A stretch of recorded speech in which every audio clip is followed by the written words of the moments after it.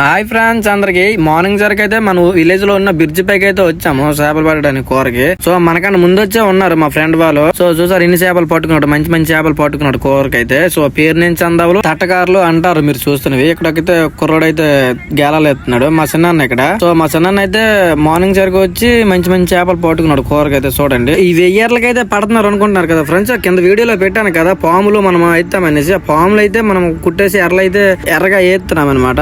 దాని సాయంతో ఇప్పుడు మనం చేపలు పట్టబోతున్నాం. చూడండి నేను కూడా ఎర్రలైతే తగిలించాను గేలాలకైతే. సో అది ఎందులో నేతున్నాను చూడండి. ఇక్కడ ఓళ్ళు ఉంది కదా, ఈ ఓళ్ళనైతే నేను గేలాల కిందకి దించేసి చేపలు అయితే పట్టడానికి ట్రై చేస్తున్నాను. కింద కుగ్గేసి పట్టుకున్నాను అలాగా. సో కొంత సమయంలోనే చేప అయితే లాగింది. చూడండి అది ఏం చేప వస్తుంది చూసారు కదా సందవా. సో నా చేతిలో అయితే మా ఫ్రెండ్ అందుకున్నాడు. మేము ఇప్పుడు వెళ్ళిపోతాము, మీరు లేట్ గా ఉంటారు కదా, మేము తీసుకుంటాం అన్నారు. సరే తీసుకోండి అనేసి అంటే మళ్ళీ ఎర్రలు తగిలించేసి కింద కుగ్గాను. సో కింద కుదులు పట్టుకున్నాను చూడండి ఇలాగా.